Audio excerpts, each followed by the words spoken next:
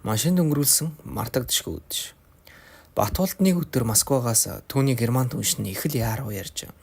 Тэдний хооронд урд нь төслийн хэмжээнд яригдж байсан ажил гинт бүтэх сайхан боломж гарсныг хэлээд эх 7 хоногт шаардлагатай бичиг баримтаа бүрдүүлээд ирэхийг хүсв. Энэ баяртай мэдээг дуулсан ир өөрийн Монгол түнш амралтанд амарч байгаа дорж барт дээр очиж зарим нэг зүйлээ тохирохоор баасан гарагт замдаа гарлаа. Замаараа дэлгүүрээр орж арх тамхиа бацаагаад хотоос гарахаар явж байтал наранд бие гайхалтай сайхан шарсан нуруугаа ил гаргасан хөнгөн цээж ивч богино өмд өмссөн хөнгөн алхаатай сайхан хүүхэн машин зогсох бололтой байгааг ажиглаад авч яваа танилцъя гэж бодоод зогслоо.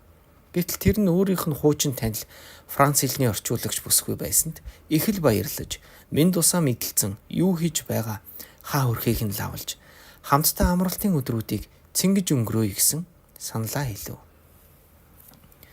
Гэтэл бүсгүй түүний очих гэж байгаа амралтын газар руу явж байгаа тэнд сүү тавьсан хар хүнд хүлээж байгаа. Уул нь өөрийнхөө машинаар явах байсан боловч юу нь болохгүй байгааг мэдэхгүй асахгүй байна.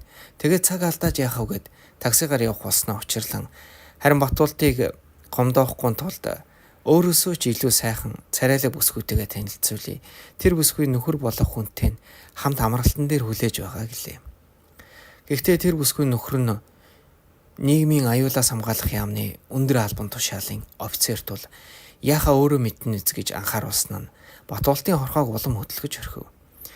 Замдаа нөгөө бүсгүй түүнд бас найз бүсгүйх нь нөхөр ням гаргийн орой амралтанд ирэх учраа эргүүлэх цаг маш бага гэдгийг ч хэлв. 2 цагийн дараа амралтанд ирлээ. Батуулт ч өдөөгөө авах дорж боттой ажил төрлөө ярих гээд ажил байгаа тул оройн хоолн дээр уулзахаар болоод салав. Оройн хоолн дээр ирвэл танил бүсгүйн сүйт залуутайгаа нөгөө танилцуулна гэсэн бүсгүйн хамт хүлээж байлаа. Тэр бүсгүйн ч Батуултын төсөөлж байснаас сайхан бүсгүй байсан бөгөөд шүүслэг зузаан уруултай, урт сормоостай, сайхан нүдтэй, инхри зөөлөн арьстай, ялдамхан нэгэн аж.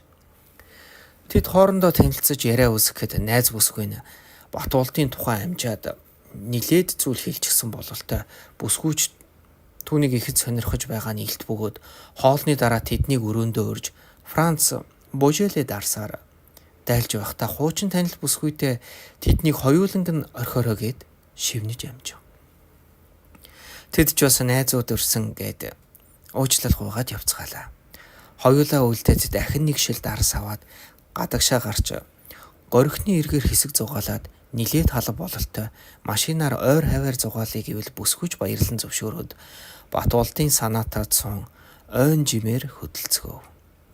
Замдаа элдвий хөрөлцөөр аятайхан ойн цойрох 2 сэр явтал бүрэнхийж болж тэгээд замын хажууд хэсэг модны чөлөөнд гарч зогсоод дахин нэг дарс шоколад гарган суцгаав. Батуулт ч бүсгүй таалагдсанаа мэдрээд түүний мөрөн зөөлнөр хөрвөл өөдөөс нь иргэн тэврэн авч үнсэлцэж эхлэв. Бүсгүй үнсэлцэж байхдаа хүйтэн алгаа цамцсан доогоор нь хийж Батуултын булчинлаг цээжийг илэн таалж хөгнийхэн толгойг имэрхэд өмднийх нь товч тасрах нүг имэр эрэхтний товаан чангарахад бүсгүй бүсэлхийгээр тэврэн авч өөр рүүгээ улам нан хүчтэйгээр оцлоо. Тэгээд бүсгүй нуруу өгцгийг илэн таалахдаа торох шиг зөөлөн дулаан арсыг мэдэрч цааш хөхийг нь базан авахд цаатхан тааламжтайгаар дуу алдаж яаран сандран цамцныхын товчийг тэмтчин тайлж эхлэв. Бүсгүй ер нь ийм үед удаан төвчж чаддгүй. Тэгээд ч одоо ийм залуухан царайлаг булчинлаг бас тэгээд баян эрийг үзээд бүр их тачаадан тэмүүлэх бүлгөө. Батуултын цамцыг хуу татан хажуу тийш шитгэхэд мань ирж түүний өмсөж явсан даашинзыг мөн л шувт татан авч чулуудаад гинт балмагдан гайхан биширсэн харцаар түүний өмнө нүцгэн байх гоо үзэгсэнд бүсгүйг ширтэн амаа хаг сангаан зогсчихв. Түүний бишрэх балмагцсан харцыг мэдэрсэн бүсгүй бардам их хэмсгээр нэмсэглэн төхөж ирээд өмднийхэн цаанаас туваа мэдрэгдэг эрхтнийг нь илэн таалж бацлан өмднийхэн тэлийг тайлан өвдөгтөн хүртэл доошлуулад өөрөө өвдөг сөхрөв. Батуулдаж удахгүй болох гайхамшигт мөчийг мэдрэн амьсгаан давхцсан зогсоход бүсгүй түүний агтвчны цаана буй хатурсан эрхтнийх нь эргэтнийг нь хацраараа өрн хид хідэн удаа зөөлөн хацлаад дараа нь эргэтнийг нь гаргаад ирэв. Бат болдож нэг ч үйл хөдлөлийг нь алдахгүй хичээн анхааралтай ажина. Бүсгүй түүний хүчрхэг эргэтнийг амандаа хийн хамгийн мэдрэмжтэй хэсгүүдээр нь хэлээр оролдоход хилэн залууд иржгэр юмудаа гэмээр санагдав.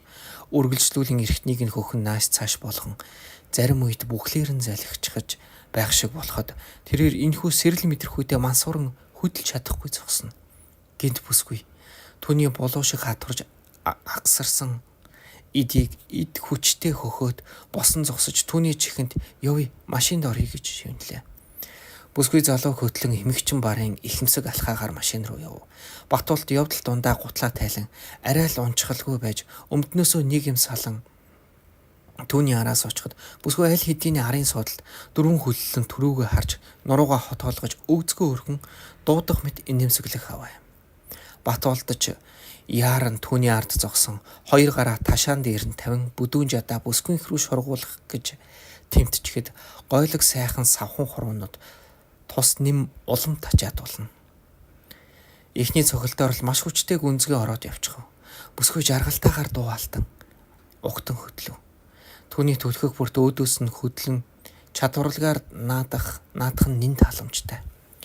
Бүсгүй өөрийн ирэхгүй дуугаалтах хагаад бүр чангаар хашгирахгүй тулд урд суудал тохоотоо байсан цамцаа шүүрэн авч амандаа 100 бөглөөхөн аваа гаргах аж. Аажимдаа тэр хоёрын дур ханах нь ойртож ирэхэд хоёул улам хурдам огцом хөдлөн галзуу мэт авирлан архирах мэт дуу гарган амьсгадлаа. Тэгээд хоёул зэрэг дур тавин орилж сүүлчийн хөдөлгөөний үед хоёул жижигэн татханахыг бие биенээсээ мэдрэхэд ёстол аз жаргалын оргилд хүрсэн мэт болжээ. Тэгээд бүх сэрэл мэдрэмж аажимдаа сулран бүх бие тавирахад Батуулт эргэтнээ суглан авч урт хайрцагнаас алчуур аван арчаад бүсгүйн дэргэд сун сэтгэл хангалуунаар санаа алдахад бүсгүй түүн рүү иргэн цээжийг нь илэн таалж мөрөн дээр нь үнсээд инээмсэглэн "Энд онцгой байна. Хүн хүрээд ирэхгүй байгаа да. Хоёулаа хүнжил дэвсгэр аваад зайдуу гарах уу. Гэвэл зүгээр дээ машиныхаа суудлыг дэлгээд болгочих юм. Харин жаахан ойн гүн рүү орё доо" гэв. Тэгээд хоёулаа дар сундаглаж шоколадаар даруулаад машиныхаа суудлыг дэлгэж байхдаа бүсгүй Батуулт руу учиртайхан инхрихнэхээр нэмсэглэхэд эргэтний хэдхэн минутын өмнө ажил хийж байгаагүй мэт дахин бэлэн болох нь тэр. Тэд шүнжин дурлалын тоглоомын янз бүрийн арга хэлбэрээр эргэлэн наадаад үүр гэгэрхийн үед л ядран нам унтсан байлаа. Харин тэднийг сэрэхэд нар нилээд хөрчихсөн. Хоёул ихэд сэтгэл хангалуун байсан ч бүсгүй нөхөр нь удахгүй ирнэ гэдгэл сэтгэлийг нь зовоосоор байв. Түүний нөхөр нийгмийн аюулаас хамгаалахын яамны өндөр албан тушаалтанч гэлээ. Түүнээс олон ах тэгээд ч яг эр хүний хувьд Батуултын хаанч хүрэхгүй болохыг ойлгож бас тэгээд хардаж мөрдөхөөс нь яахаа мэдэхгүй байв.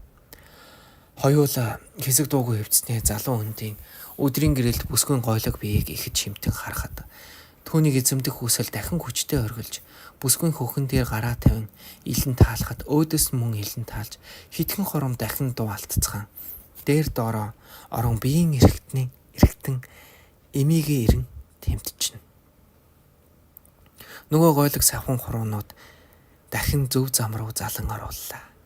Бүсгүй дахин дуу алтан хашгирч түүний өөдөөс өндийн зүтгэж нуруунд нь хумсаа шигтгэн улам алцайн ухаан санаа нь хаа яваагаач мэдхээ байжээ.